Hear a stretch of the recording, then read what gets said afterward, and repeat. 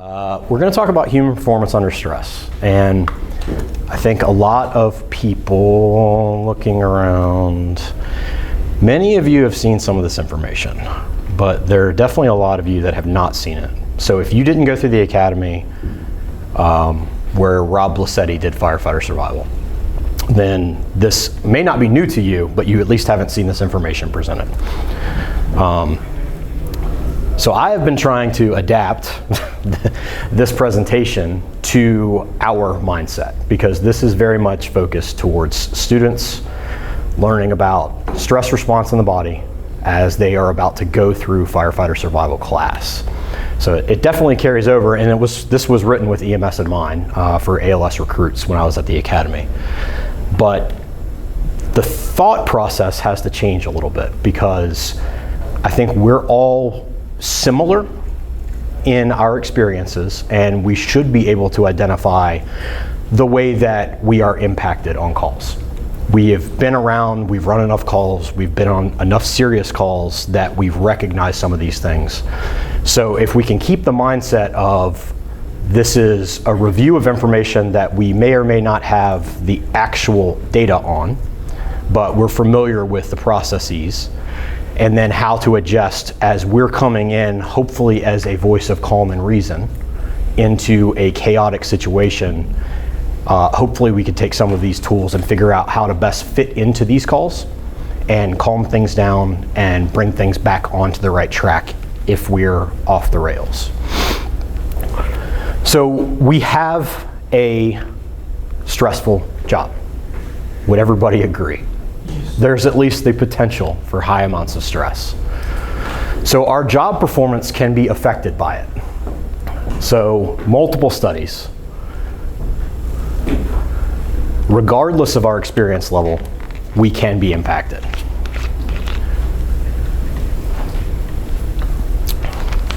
I'll just let you read the summaries. So these things seem pretty simple, right? Giving a benzo in a seizure seems to be, I think, one of the easier things. We know seizures, we know benzos, and if it's an adult patient, we know that the dose is pretty much the same every time. Well, there's still a 47% error rate with Valium and a 60% error rate with midazolam, according to this study. And then a 54% error rate with BVM use. Has anybody seen BVM errors? How many different things can you come up with? My personal experience is watching the trauma fellows in the MedStar trauma bays. So somebody that should be very in depth with what they're doing and how this is supposed to go, doing the full bag squeeze like every 2 seconds. And this is a trauma fellow. This is not a new nurse, a new medic. This is somebody that is very used to this stuff. This is MedStar, very busy. It still happens. We're still subject to that catecholamine dump. So I want you to think about this in your own experience, and we're going to relate it to what we're going to be encountering. So, on a call, have you ever, I see nods already, had problems finding your words? Yeah. So this one's big to me. So I can remember as a regular old medic, before I ever did anything cool, sexy, or exciting, watching somebody in Scotch-Lite pajamas get into my rig to take over my critical patient, and they were shaking. And I was like, what have I gotten myself into? This person is supposed to be the best of the best. They're gonna load this patient into a helicopter, like they are at the pinnacle of their game, and they look like this. And I judged them until the roles were reversed, and all of the adrenaline that I had, being the person in Scotch-Lite pajamas, getting into the back of a medic unit with no idea what was going on, the first time that I started doing something and I was like this, I was like, oh, maybe this person wasn't so incompetent or scared. You cannot control the fact that, my hands are shaking anyway, right? You're jacked. You're going to have shaking hands. Who has done things over and over, or who has watched somebody do things over and over? I know that they did a quick study here. I can't remember what it was an FTO study, so it wasn't really well done, let's just say. But it was more of an observation of behavior.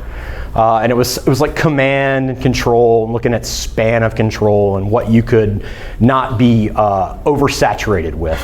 And they watched repeatedly that you had unit OICs on this simulated car accident take a lap around the vehicle. All right, well, we learned that if you've ever done an extrication class, you're supposed to do your inner and outer circle and look at everything that's going on.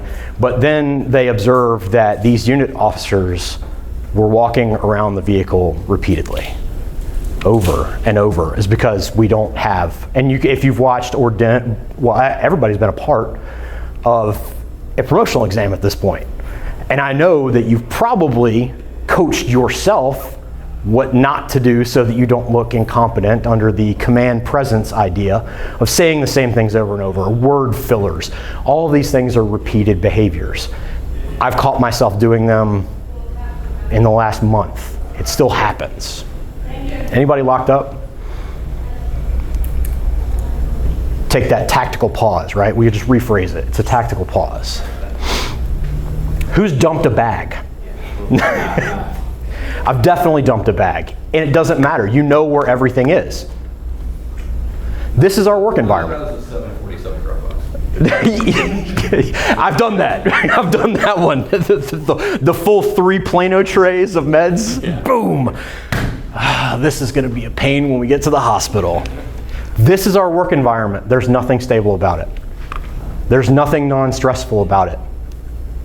It's going to happen, and we have to be aware of it. How do we mitigate it?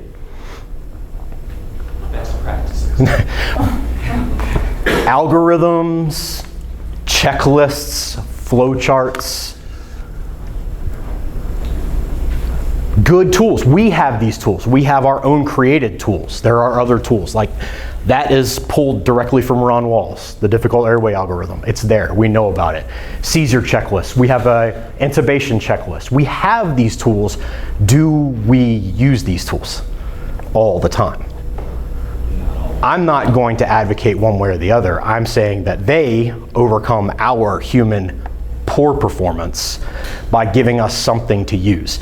If a pilot can use an emergency procedures checklist, then we can use a checklist, and it avoids something. Missing something as part of that human factor, even if it's nothing more than having somebody else, just like our intubation checklist, do you have functioning suction?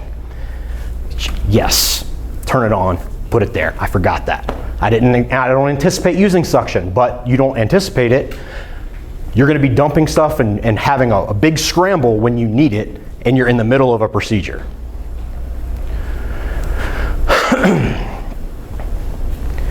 So it is difficult, but the summation of this is the best practices are there for a reason, but they need to be a floor, not the ceiling. We can do better. These should be considered at best a minimum standard to have the checklists and everything else. Other things that we can think about, crew resource management, because we are kind of stepping into the role where we are assuming the crew resource manager in which we need to interject because things are off the rails. Can anybody give me a non-buzz, because we have buzzworded the crap out of crew resource management.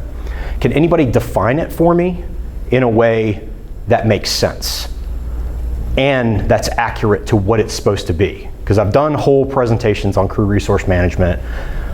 Anybody have any ideas of what that encompasses?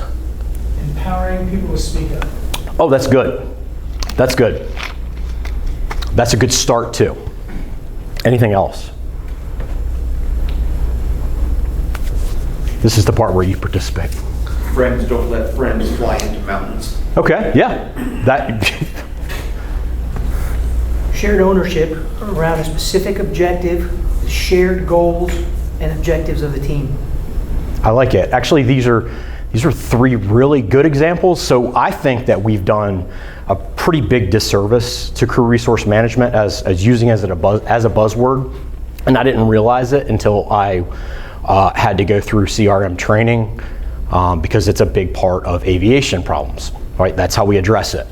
And the best example or the best explanation that I ever heard that kind of sums the entirety of what the intent of crew resource management was from one of the pilots that I worked with. And it was very simple. It's if you see someone that needs help, offer help. And if you need help, ask for help.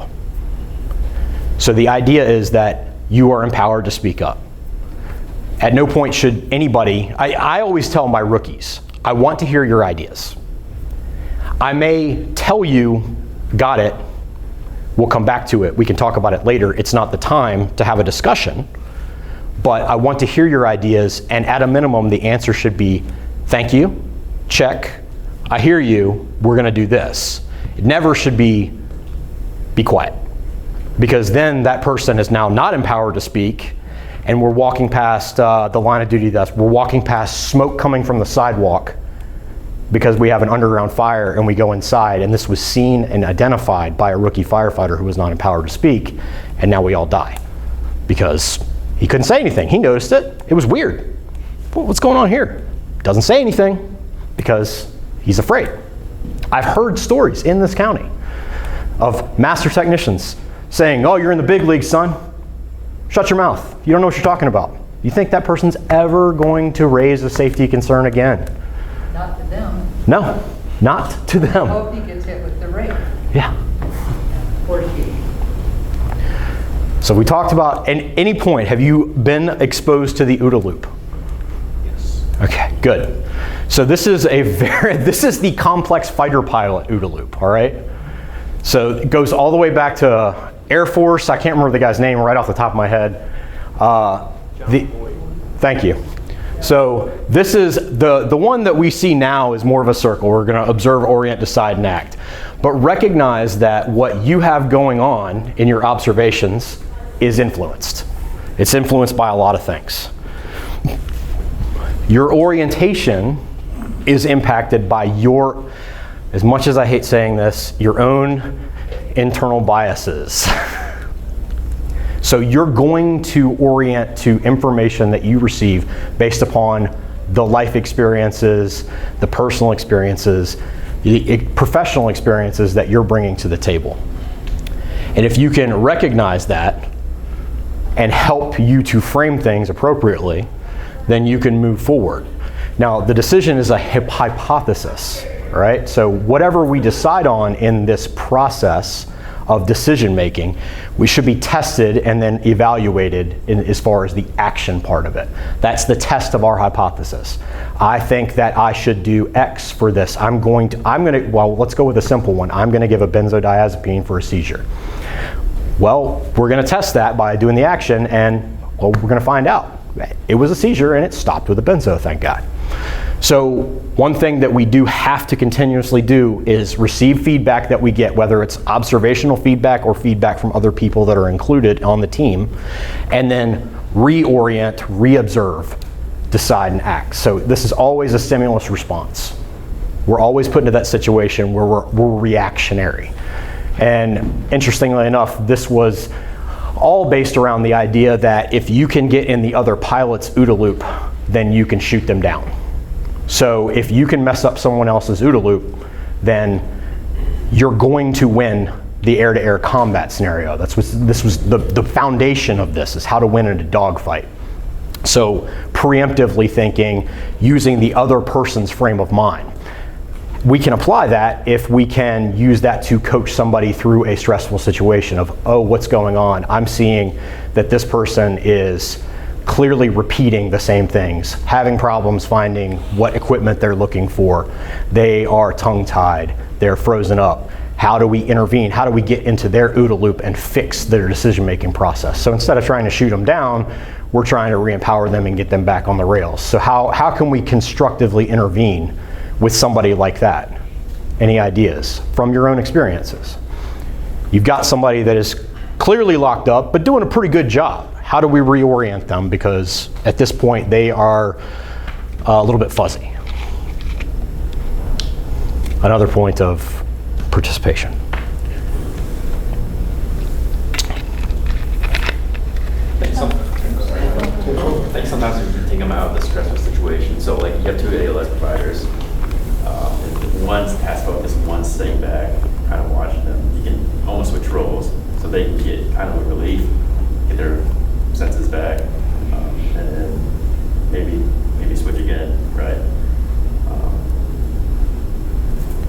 It's definitely going to be the soft people skills. If you're in the middle of, sorry, Doc. No, go, you're doing great. So if you're in the middle of patient care, for example, and your partner's having problems, then instead of taking over the scene, taking away from them, you say, ma'am, sir, whoever the patient is, my name's Kim Caulfield. Hey, we're going to be doing a couple things. One thing we're going to do is start an IV. We're going to give you some, I don't know, Benadryl, whatever.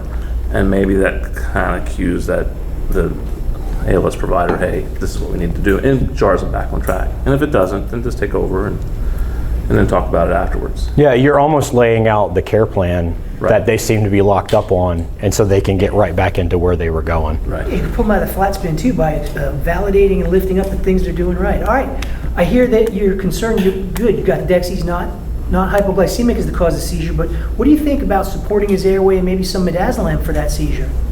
Question mark is a little gentler than a period, and you injected your redirect to where they want to go, and you also validated what they were doing that was good, gets their confidence back, reorients them to the next priority and the set of priorities and sets of direction. So I bring all this up because I believe almost everyone in here knows me well enough to know that I am not much of a soft skill guy. No. I'm a period user. You say that that's a growth area. It is. Stepping into It has been continuously noted on my employment performance evaluations that this is an area for growth in my world, and so I've worked on it. My soft skills are not as soft as others, but I have tried to stop using periods and start using question marks. It's one little thing that I do, but I think everybody has been around me enough even in the past couple years to know that it's still a work in progress. But sometimes it gets the job done. So use the tools in your toolbox that you have effectively, and don't go with the hammer all the time, as my wife tells me with my kids. Brad, also too, just the, Hold on one second, let me pause this. yeah, sometimes just a human touch really helps, coming up behind someone, putting your hand on their shoulder and saying, hey, I see you're doing this. Kenny, would you like me to do this too? It almost breaks them out of that cycle. So it does help. Has anybody seen this video? There's probably a handful of you that have. So this is, it's an explanation of the anxiety response that we have.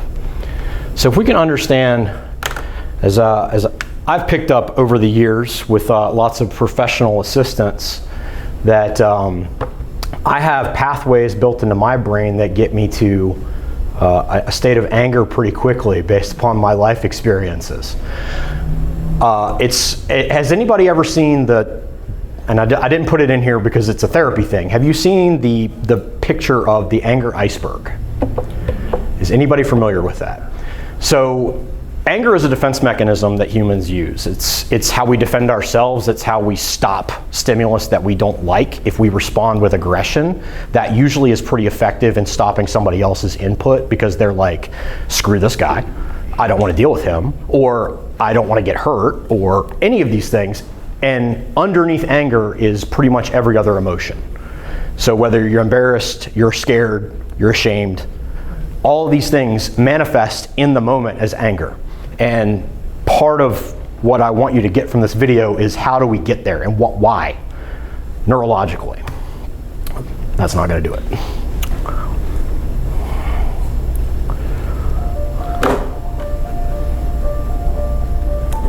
And I definitely can't do this good of a job of explaining.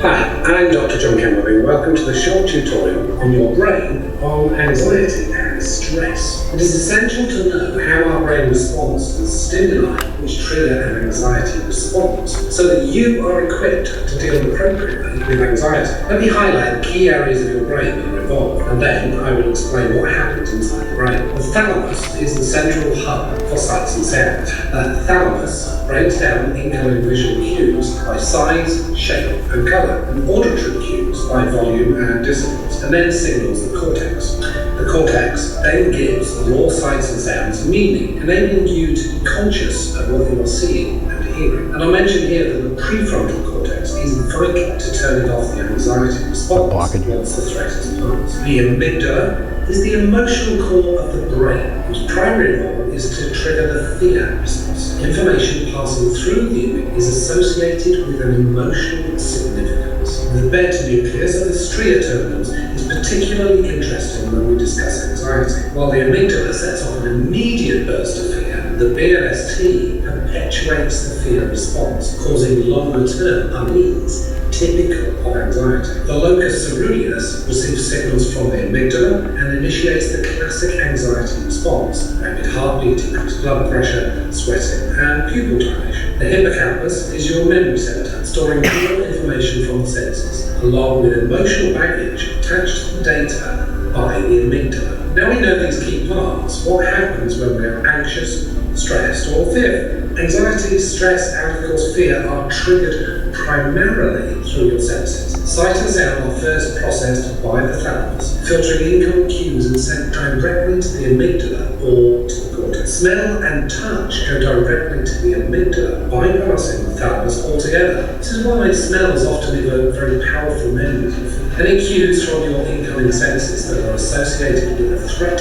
in the amygdala, whether that threat is real or not, current or not, are immediately processed to trigger the fear response. This is the expressway. It happens before you consciously feel the fear. The hypothalamus and pituitary gland cause the adrenal glands to pump out high levels of the stress hormone cortisol. Too much cortisol short-circuits the cells of the hippocampus, making it difficult to organize the memory of a trauma or a stressful experience. Memories lose context and become fragmented. The body's sympathetic nervous system shifts into overdrive, causing the heart to beat faster, blood pressure to rise, and lungs to hyperventilate. Perspiration increases, and the skin's nerve endings tingle, causing goosebumps. Your senses become hyper-alert, freezing you momentarily as you drink in every detail.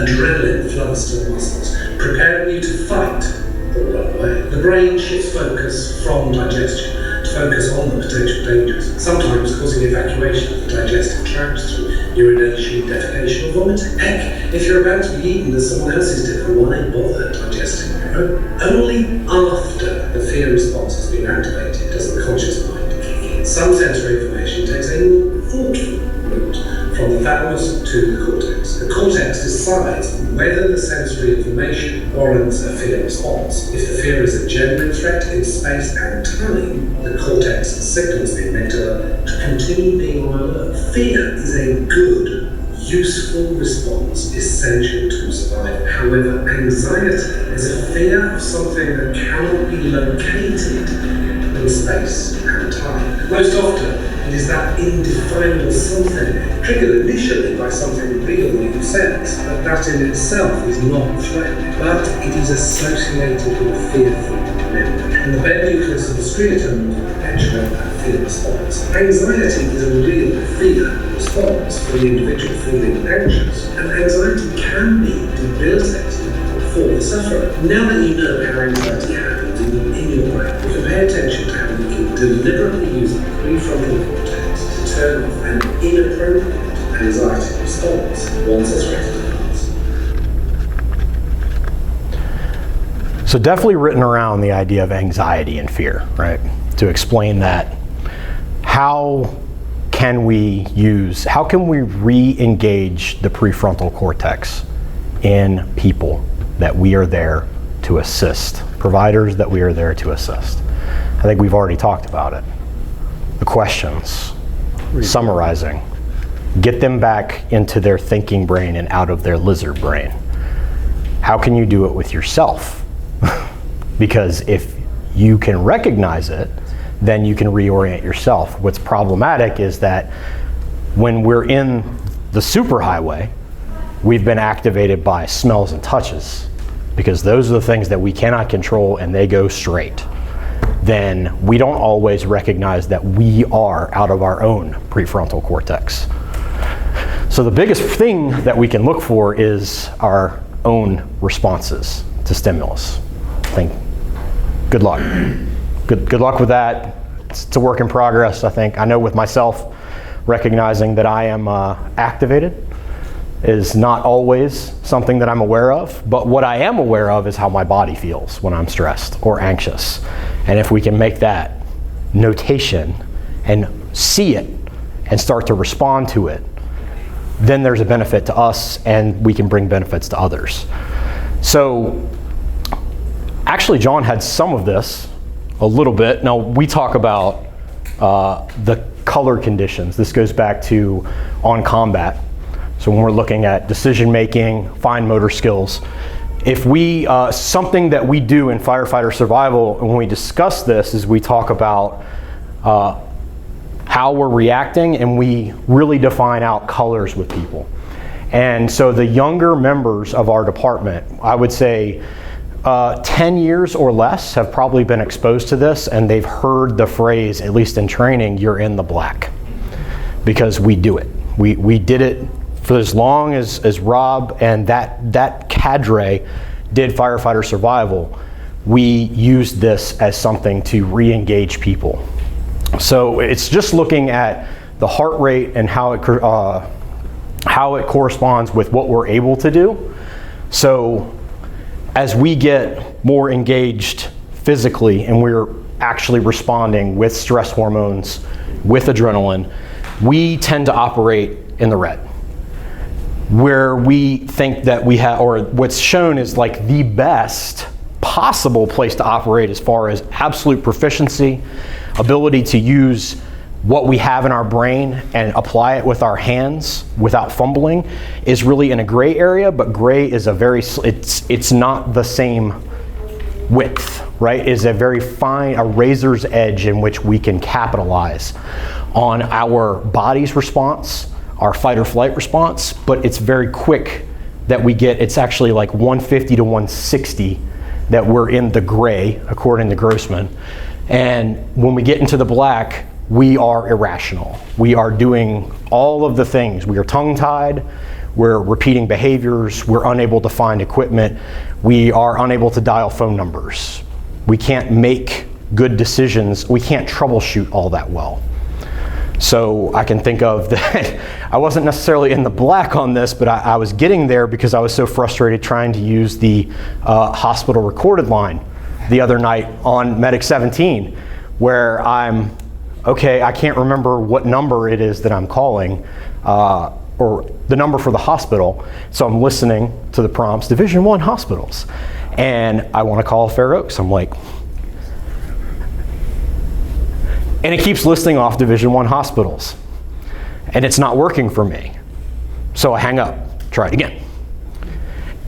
Did the same thing. It took 3 times before I could realize that I'm so frustrated about this that I'm missing 01 or 001 is not a choice, and what I want is 02.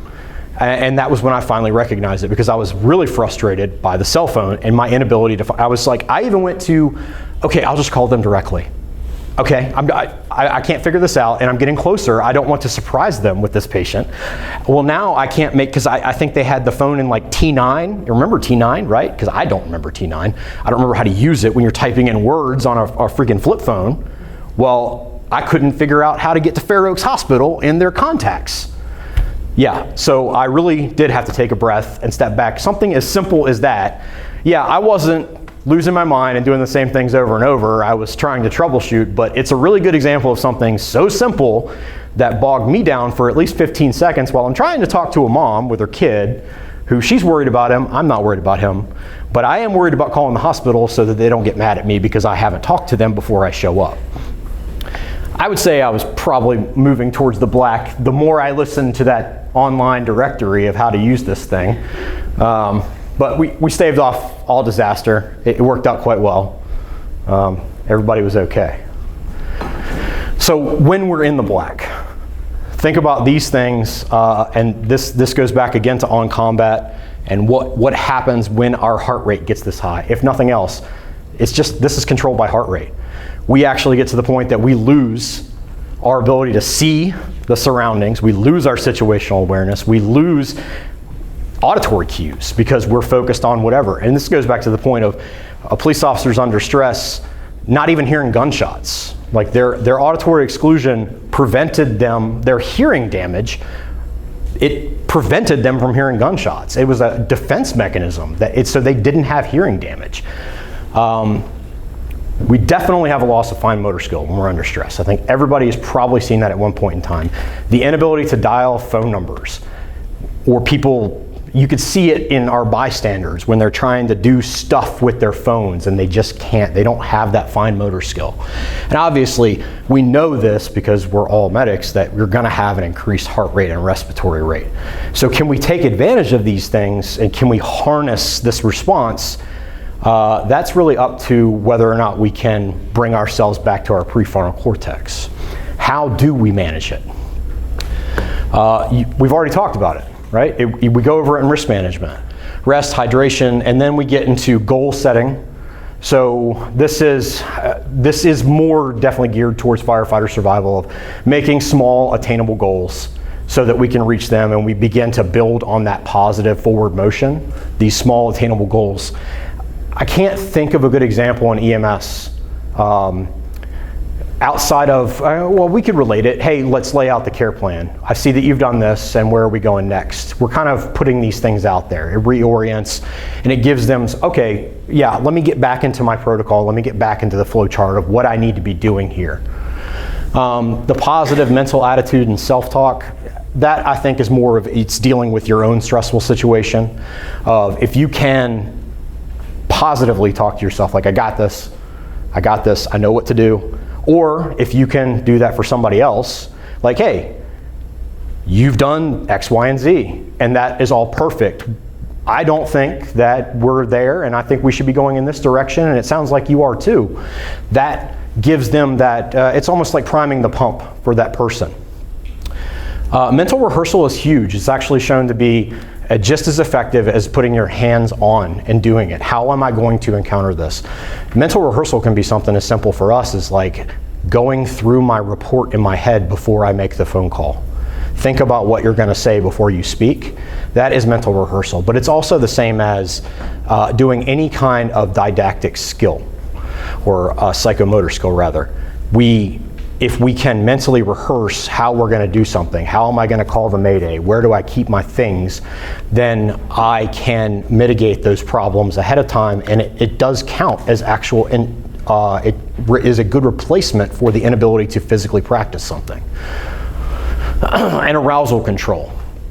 So one method, there are methods of doing this, but the box breathing method, is everybody familiar with box breathing? So this works for like test anxiety.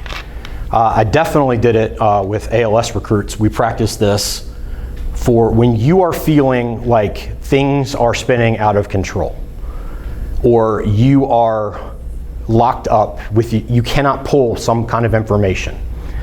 Then we work on breathing. So we breathe in for 4 seconds, we hold it for 4 seconds, which is hard to do sometimes.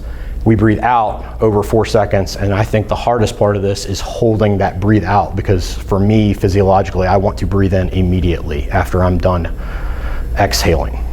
But if we can hold this out, then if we can control our respiratory center, then it has an impact on the rest of our body, because our body says, well, if we're breathing like this, then there must not be a threat. So it begins to calm down everything else. I would say practice it. Next time you're exercising. But it is important because the stakes are quite high in what we do. Good intentions only get us so far.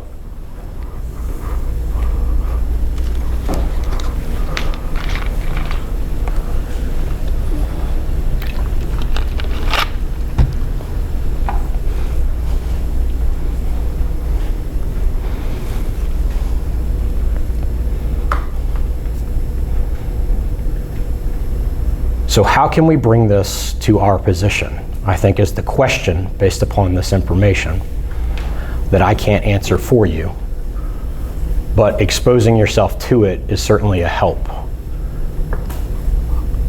I would posit that our mentorship role and how we carry that forward is where we can best use this information and recognize that many, I would say at this point, probably a majority of the membership of our department has been exposed to this training, which is why I actually didn't do anything new. I didn't reinvent the wheel so that you have access to the same information. So something as simple as, hey, you seem like you're in the black, will be something that actually triggers an idea to many of our department members. They're going to respond to that. Or the other strategies that we've come up with. Taking it further though, I think is undeveloped or uncharted territory, at least for me, because this is a different role. I'm used to showing up and being in charge of a crew, not showing up and trying to figure out how not to come off like a jerk and reorient things and make things start going better. So if you have ideas from your own experiences, I'd love to hear them, and I can continue to develop this presentation and make it more tailored. But other than that, it's pretty quick and I'm done. Thank you. Anybody have like a case or one where they did it really well? Maybe start with the side of one that went well, how you recognized that the team was in a downward spiral or whatever, and then how you responded that helped to get right the ship. When you brought up both study and your stuff from recruit school, last January I fell through the floor doing a primary search on truck 11. It was a townhouse fire, and I distinctly remember when I first fell into the hole and realized I was in a bad spot. Immediately, it was wild. Went straight back to what you guys were doing to us in the Class B building. Start controlling your breathing. Do what, that realization that I have a plan for this thing that I'm completely out of control over made such a huge difference. And when we were going through it in recruit school, especially at the end of a 30-week recruit school, I thought it was the biggest bunch of BS that possibly could have been thrown out there. But having that plan in the back of your mind of what am I going to do when I am completely out of control and have no idea what to do made a huge, huge difference. And everything that occurred, the decision to fall through the floor rather than try to pull myself back out of the floor, all of it was intentional and based off of decisions of how do I work this problem. And so the stuff that you guys have done previously makes such a huge difference. And the fact that there's that consistent messaging of control your breathing, reorienting, the things that you just said, that now it's easy for us to say to each other, like, you're in the black. And that means something to somebody. That's a huge positive. Yeah, I think if we can recognize that this situation is not going like I expect it to, if we can do that much and then go straight to, okay, it's just like we teach new EMTs. We're lost, we're stuck, go back to the ABCs. Start over, reassess. Then it's the similar thing. If we are in that situation, then stop, breathe, reassess. I'm glad to hear that. I'm glad it worked. Yeah. What I found works well for me personally is looking at the ODA loop is where you can chime in or offer suggestions is how far down that path they are. That's good. If you walk in and you make an observation that they are stressed, they are not thinking clearly, but have not lost control yet, sometimes just making an observation, oh, you've tried to intubate, his SATs are in the 70s. Perhaps making an observation of the SATs can sometimes be enough to refocus them and let them, you're not disrupting them. You're disrupting that path, but you're not disrupting them being in charge. And they can go, oh, we should back, or we should re-oxygenate first. Or you get to, they're a little farther down the loop of, you need to reorient them of, yes, their SATs are 79, but they're not picking up on we should do something about that. hey, can you start bagging for me? Or why don't we start bagging? Versus they're fully down and you need to reorient them of, sats are 79, why don't we bag, why don't you go take care of that and then focus somebody else on actually, engaging in that activity. Am I having So- flashbacks to teaching my daughter how to drive? Yeah. That's a, I mean, I think the big thing for me is realizing that I'm not trying to shoot down another jet. Yeah. That's the soft skill. And that's the balance. It's different with every person. So I think that's why there's such value in getting out and learning your crews. Is the last thing in the world I want to do, because it shatters confidence, is to pull them out of that scenario.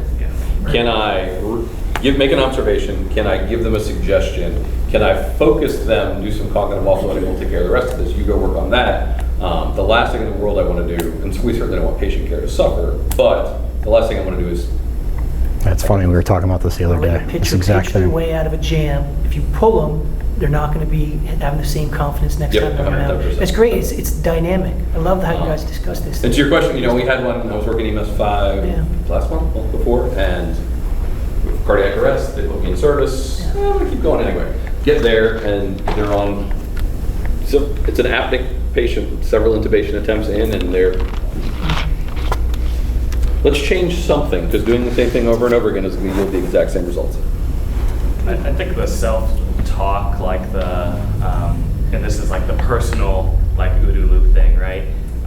Is helpful when you're getting spun up. I can think of one where pediatric cardiac arrest, like post a severe asthma attack, right? All the simple stuff had been done, like great job, right? So now I'm doing the thing of trying to like set up an inline nebulizer, like, which is like less frequent, right? And so now like I'm stressed and I'm like thinking about the hands and I'm like, God, that piece didn't fit together, crap. And then I literally like said like, slow down, John. And somebody was like, what'd you say? I literally was like, no, that's just me talking to myself.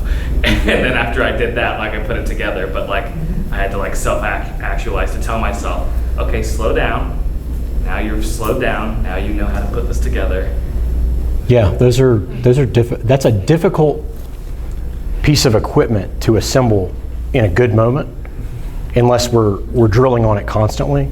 So to wait until that moment in which we're trying to do things under severe stress, probably one of the most stressful calls we can think of. Yeah, you need some tools there. I know that I would probably be trying to. I think it goes back to one of your previous slides that is so incredibly undervalued is mental rehearsal. Yeah. Like, yes, I want our people to lay hands on it. Yes, we're going to practice on all of these. We're going to touch all the things in this bag at least once a month, ideally. But if you can close your eyes and put it together, that's almost better than you staring at it and putting it together. So whether that is prepping all your intubation stuff, whether that's your surgical airway, whether that's your setting up an inline neb, whether that's drawing up X or Y or Z, like if my providers can do it with their eyes closed and talk me through it with the level of detail that's required, that's almost better than doing it hands-on. Yeah, I mean it's proven to be the case, not just an observation. Yeah, like Dr. Rowe was asking, I ran this call down on the highway. So Slishman traction splint is a new tool, and come to find out many people really don't know how to use it. Yeah. Right. So we run this call. The guy fell from the attic, obvious mid-shaft femur fracture. They knew they had to do a traction splint. The medic has manual traction. The other medic is there assisting the BLS provider with the traction splint, and they don't know what they're doing. Guess what? The patient has a belt in their mouth because of the pain. Right? They inserted the belt. I was like, what is going on? So as I came, I asked the other medic, you need to start a line so we can give some pain meds. And he's like, ding, ding, ding. Yeah, okay. And they did that once they gave the fentanyl. You could see everything relaxed. Put this splint, I assisted them, and everything worked out well. Yeah, things are a little easier when people aren't screaming. Yeah, well, what's giving me so much stress? Yeah. I'm in pain. It's just like monitor alarms. Change the parameters, don't silence the alarm. Change the parameters. The alarms are there for a reason, but they get in your head. Just like a pass alarm will get in your head. I find it useful to bring in we's rather than you need to. So like telling you need, calm down. One. I don't think you can say. I have 2 daughters. That does not work. Never worked for my wife. Like to end your marriage. But, for example, it's like, let us bag this patient back up and then we'll reapproach the airway rather than you need to do this. Also helps to then not create a scenario where someone's on the defensive, and just that we gives them more kind of emotional girth. Scaffolding. You're coming shoulder to shoulder. You're coming on the same side of the issue, the objective. Shared. Yeah, I think one thing, Steve, that when you were saying it that I thought of was, if there's certainly a situation, I don't think anybody can disagree, there is a situation in which we need to intervene and remove somebody because it's going so poorly. But that is the scenario in which we've now created a response, an anxiety. When we're put into something similar, then that creates an event in which we have failed, and it's going to become something that comes up again. Put into some similar set of circumstances, we've now created, and I don't want to say inappropriate, but I'm lacking a better word, an inappropriate response for that person in the future. They're going to recognize that this was a previous failure. So at all costs, trying to keep them in the game is going to prevent that. And you say there's times to do it, and then you need to manage the consequences Yes. of having done it as well. Yeah, certainly that is it's a debrief item. It's critical to close that loop and not create this just neuroses in the future. Whenever possible, reorient, cognitively offload them, let them succeed, they get confidence. You take them out. Yeah, you've built scars there. Yeah, and Stuff to work on. how do we deal with mentorship and how we interject in in the lightest way possible, right? I see mentorship as in we're trying to prevent those scars that you just talked about, right? Because if we're creating a big wound, right, now that scar's going to heal. Now I've got to do a lot more PT to get that provider back to a point where if I can just prevent that harm in the first place, right, and still let them grow. Right now, I'm always moving in a positive direction instead of having them falling down and having to build them back up, right? Which I think is what, as we have a lot of younger providers, that's something we're at risk of, and we kind of want to avoid. It's also very hard when, if you do pull somebody out of that situation, it's the next time they're going to be put in that situation. I mean, we have if we're being very honest, we have a very vanilla EMS system, meaning our patients are generally quick to call when they have an issue. They're generally well-resourced with their healthcare stuff, so we're not dealing with the critically uber sick patient every single call. So if we take away the opportunity for that person to succeed in the real world, it may be years before they're put back into that same situation again. So recognizing that and building either simulations afterwards or something to bridge that gap so that they have a win in their chart, for lack of a better term, to make sure that happens. And the other thing to realize is when's the next time that they're going to be put in that situation, and is one of us going to be there as support? Are they going to be on their own? So we need to leave them with the tools to make sure they're going to be successful. I think the identification of opportunities to rehearse, feel a sense of mastery, and leave on a high note, even if it's, again, simulation is going to be much of that. But I think that the collective eyes of this group, that will be one of the things that we add the most value on, is finding an opportunity to say, all right, that was a hard one. Let's go do 10 more. And let's make sure that that is our goal and nothing gets in the way of that the rest of our life, in busyness doesn't keep us from keeping that promise to you that we're going to give you touches until you feel like you're leaving on a high note. I do know one thing it links back to in the firefighter survival realm is one of our instructor you shalls there are 4 of them, but the last one is never, you don't kill students. And it's granted, it's in the world of firefighter survival, but telling someone, because I feel like I'm confident. How about that? I'm confident that many people in this room have been doing something in training and gotten, you're dead, you're done, you're dead, you died. Oh, because I didn't say BSI scene save, right? Something silly. Oh, you died. Don't kill the student in training. So if we can Not just pull them out and leave it, but the touches afterwards. Come up with the simulation, come up with, let's run the call again and let it go. We've had time to process it and think about it, and giving them a win in the scenario gives them an out. Like, hey, you did it right the second time, or you did it right the fifth time. But every time up to the fifth, we're making some kind of improvement, so they're always getting a positive outcome. Forward motion.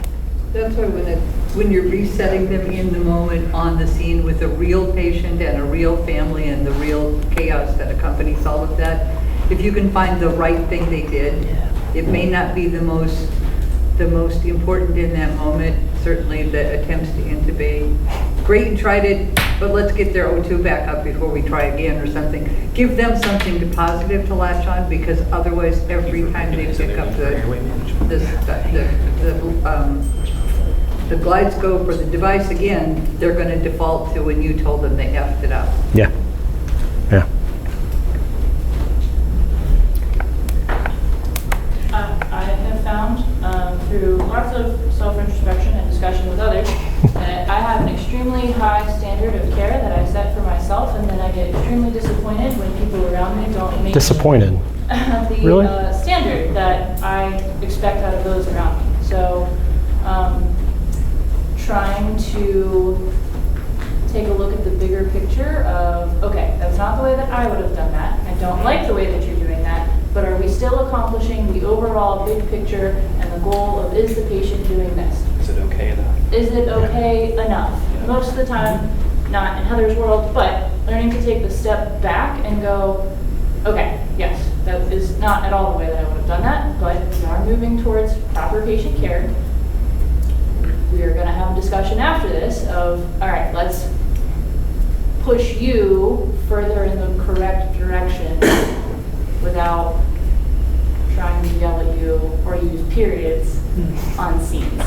I like that. It's good. I'm going to come back to that. We'll probably talk about it a little bit, but there's the, like, I'm trying to remember what it is. I observed that, and then you say, I'm concerned about, and then you let them draw the conclusion of it. And I try to do it sometimes and I fumble it horribly. So that's one of the benefits of this group too, is we'll do the pregame. All right, I'm gonna have a debrief with the crew. Here's what my script is. Is this a script that'll work? Do you guys think this will work? Should I change that? And then we'll come back and let you know how it went, and we'll all learn in that and develop those skills together. Well, sometimes when you're just having my words match my face. Oh God, that's not. I don't have a poker face unless I'm playing poker. There are some things that there's no recovery from, but that will also scar people forever. Probably some of you in this room remember that. I'm supposed to be palms up. I'm supposed to be leaning forward, soft shoulders, and have a smile on my face. Makes it more approachable. Yeah. When you're doing your debrief, though, it's like an AR. You say, hey, you know, what, how do you think the call went? Yeah. What do you think went well? And then what do you think could have been improved on? And then work with them on the improvement, but always end with a positive note. You know, hey, you identified what you did wrong, or the action could have been done a little bit better. You know, I do feel like it's not consistent across the group, right? We have different personalities, but many, maybe even a majority of us are pretty type A, and we're willing to own and identify more often than not just our mistakes. And we get stuck many times in what went well because we fixate on how we messed X, Y, and Z up. And sometimes providing the, hey, here's what I think went really well is a good starting point for me in my experience, instead of what do you think went well, because I know I'm like, nothing, it was shit to begin with. And that's just my personality. I get it. It gives you a good barometer of, it's like nothing went well. Yeah. Then you know where that person's coming from. Well, let's take a break because we're still in the black here. Right. Yeah, it's debriefing is not the best done at the end of the call. But you know, for me, those are almost easier to deal with. Yeah. Because you can circle them back to some positives and try to recenter them. Yeah. The hardest ones are when the care was shit, but there was still a good outcome. Oh yeah. How do you? That's normalization of deviance. In the debrief, sometimes if you start with so how did you perceive it? Like where you're going down is the factual elements. These aren't the interpretive elements. And if they get to things that you dispute or yeah, I saw that a little bit differently. I saw the SAT was 70. It gives you a branch Yep. point for the discussion. But sometimes rather than ask them what went well, if I start with just a factual review and have them share that, because I may also gain insight to the fact that, wow, they didn't see half of what was going on, and I would have gone down a different pathway in the discussion if I didn't do that. Or even like, I didn't see those factors that you were dealing with when I Yeah. first walked in, you know what I mean? Like, oh man, you had a dog that was Right. trying to rip your leg off? Okay, I could see how we initially missed Yeah. the patient who was This is how hypoxic we with got a there. respiratory rate of, 32, I think that's a lot of the stuff that we're going to talk about and like brainstorm over the next few days is like how those soft skills and how to address those debriefs, the specific language that you use, as Dr. Weir does really well, is like, okay, what language can I use to get to where we want to get to like in kind of an inquiry without seeming like I'm mad or seeming like I'm putting judgment on it. Like, no, I'm really trying to walk through it here. And those are some of that's a lot of what we're going to brainstorm on, because people have different ways of doing it, and some work better than others. Some they work better in different situations with different providers, right? All those like variables come into play. Best practices. Yeah. Tie everything back. And on the scene, totally different. But this is valuable to seeing in ourselves when we're in that state, and seeing into a call that we walk into, getting the vibe that they may be in that state, and hearing you say, have as little adverse impact as possible. Let Rana learn how to drive herself if you can. Don't grab the wheel and jump across the console and step on the brake. All right. That sounds like a person. You're interjecting personal thoughts. Cool. Thank you.